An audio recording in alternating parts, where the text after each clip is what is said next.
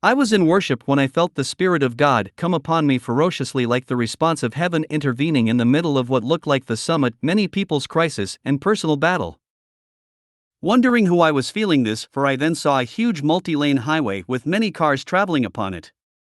I instantly knew these were the pioneers, the nomads, and forerunners of this season who stepped out of their comfort zone to follow God's leading. A 3-year window.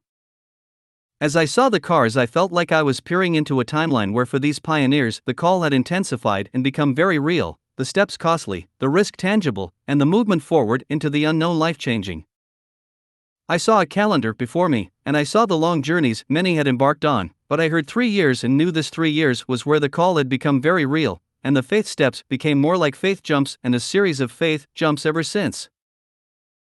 What I sensed was that this 3-year period of time was like a pressure cooker, full of trial and errors, giants in the land, testing, strength training, and feeling no closer to the finish line than when they started.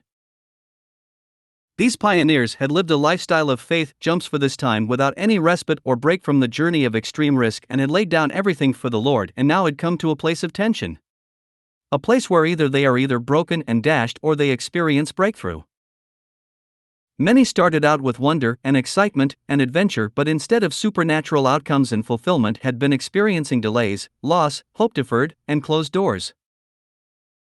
Then I saw the months of March, July, and how in these months there was a boiling point that had been reached in the spirit, full of even further increased hardship, stop signs, and the overwhelming pressure to give up. Then I heard the Lord speak.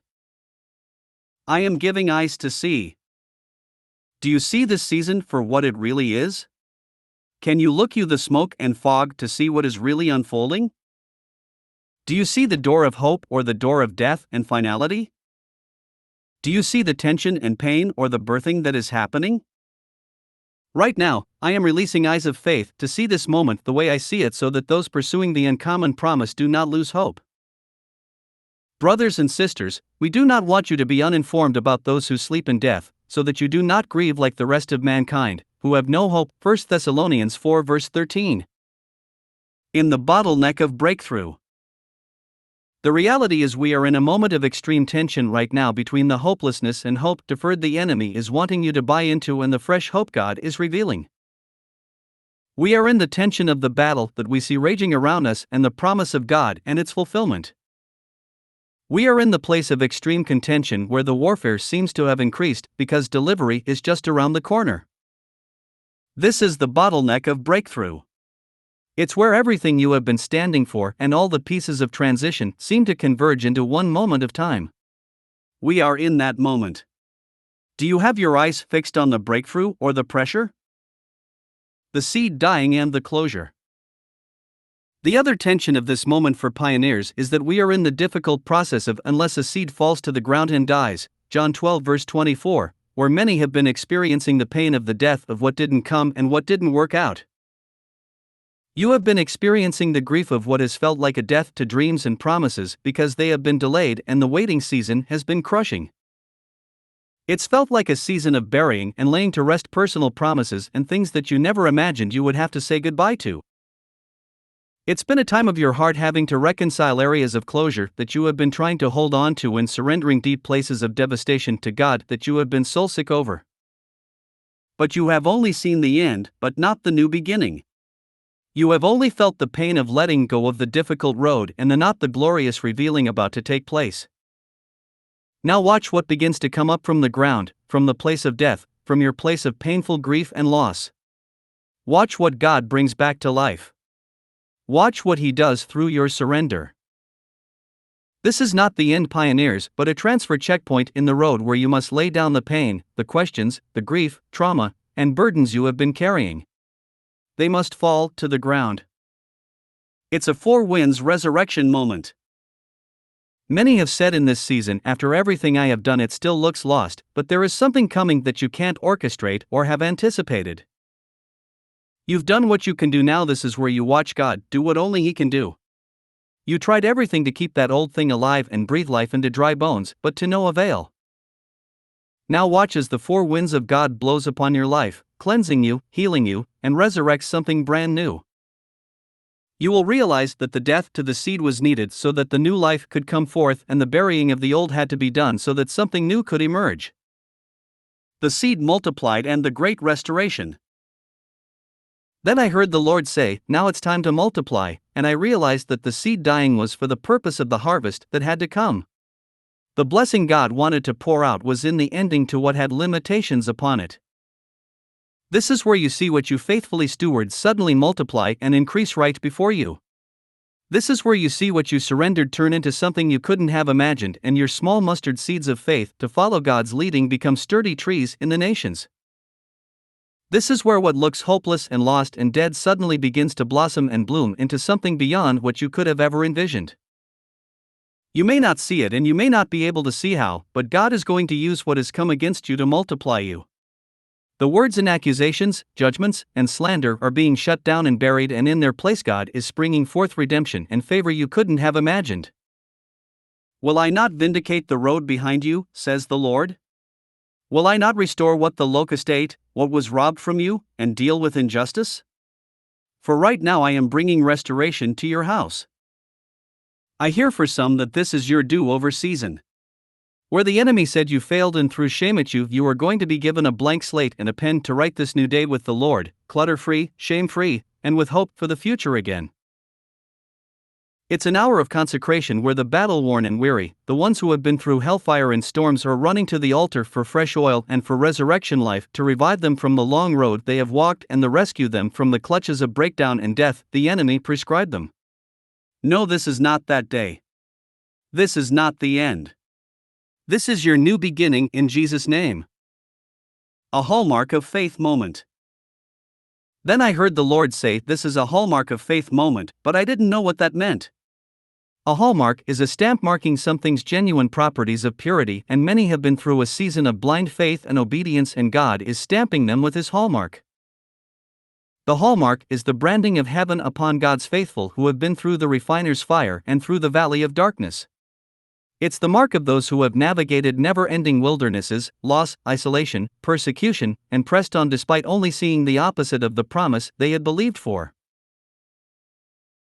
This is a moment that I believe all of heaven is celebrating those who have continued to press through for their families even though the journey has been rough and unforgiving, and it's a moment of graduation and transition from believing to seeing and from pursuing to beholding.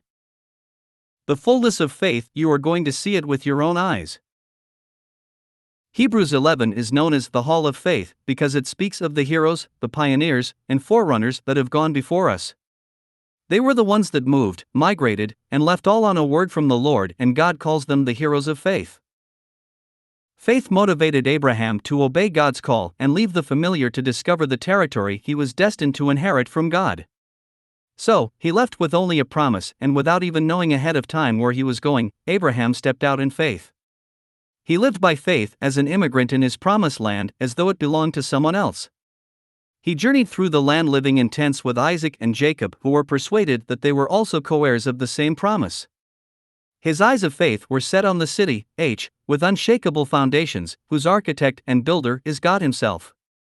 Sarah's faith embraced God's miracle power to conceive even though she was barren and was past the age of childbearing, for the authority of her faith rested in the one who made the promise, and she tapped into His faithfulness. Hebrews 11 verses 8-11. What has been stirred in my spirit for the pioneers in this pinnacle moment is that you are about to see the fulfillment with your own eyes. People have called you foolish and stupid for holding on beyond hope, but why do you hold on? Because God has deposited a rare quality in you, a stubborn faith that can't be moved even in times when you wanted it to, and now you will see it established. Read what Hebrews 11 verse 40 says. But now God has invited us to live in something better than what they had, faith's fullness. This is so that they could be brought to finished perfection alongside of us. Migrating pioneers, the way is going to appear. I saw that the rest of the year was going to be a shifting time for the pioneers. There are held-up outcomes and decisions that will be released in this time, and pivotal decision-making, revelation and insight that will come that is necessary to know how to move and when to move. There will be the final release of delayed legalities and red tape that will be unlocked, and there will be loopholes and ways to move forward in areas that have looked shut. The convergence of hardship and promise simultaneously is going to produce not just a new beginning and way forward but a breakthrough that is going to be like a sonic boom that clears the air and settles the road behind you. These months will be very important shifting months for those who are still living up in the air and haven't known where to settle and to plant. Nomads and wanderers, buckle up just a little longer because all your transition has not been in vain, but this is the time that, for all your moving around and back and forth, God is going to lead you to the land that you will be able to put down roots. In the next few months, give Him the frustration of not belonging and the pain of feeling not grounded in this process because you are being led to your nexus.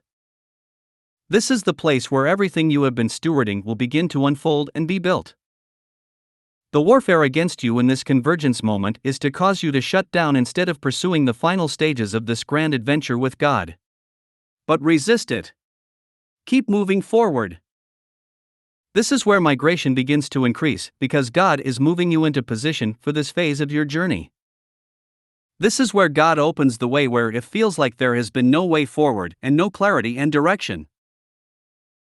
Even right now, as you are reading this, I pray for maps to open in the Spirit and for you to see what you have been too clouded to see. I pray that you would suddenly receive GPS navigation to this place God has been preparing for you. Movements multiplying and next level vision plans. In the months to come, God is going to stir you in a way you haven't felt in years. It will feel like a river is beginning to swell and break the banks of your heart, and you won't be able to contain it. It will be like a fresh mighty wave building on the inside of you that you cannot hold back or hide. It's the wave of the Spirit of God that He gave you at the beginning of this journey to run with. Once just a tiny swell, now through agitation and the process has become a formidable force for the kingdom. It's your movement. Maybe small and insignificant at first, but it's building and something has shifted in the battle. Your movement has multiplied too, and soon you will see it impact the earth publicly and globally and go beyond what you could have done with it. Your raw faith steps have produced this. Following Jesus has created this. You said yes, and He poured out the bowls of heaven upon it, and now you will see what has looked hidden and foolish to the world become a mighty giant for the kingdom of heaven. Your movement is about to multiply. Even now, God is downloading new plans, fresh vision for it, and establishing connections and pathways you couldn't have orchestrated. Soon it is going to burst the banks, and you'll need to know what to do with it because God knows He can trust you with it. Like a puzzle, God is using you as a major player in peace for this time of history and for the harvest at hand. Soon you and others will see the full picture and measure of what this looks like. You once moved with it obediently, but you are about to move with it strategically.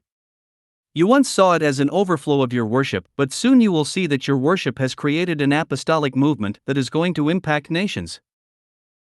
Get ready for fresh downloads and visions that will confront the outdated methods and starting to expire ways you are operating.